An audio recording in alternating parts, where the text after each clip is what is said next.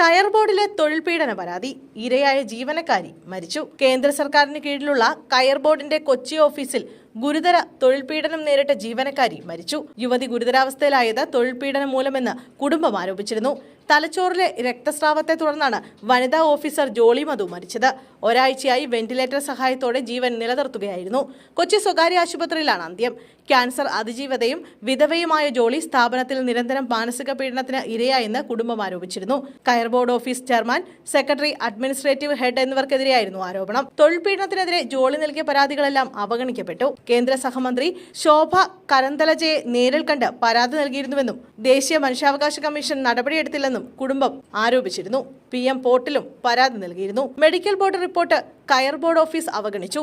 Medical ലീവിന് ശമ്പളം നൽകിയില്ല.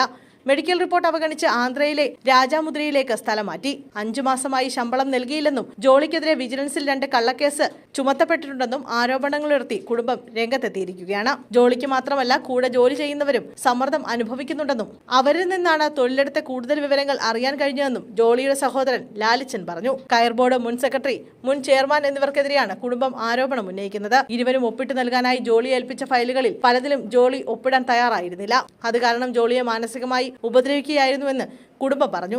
ജോളിയുടെ പ്രമോഷനും മനഃപൂർവ്വം തടസ്സപ്പെടുത്തിയിരുന്നു.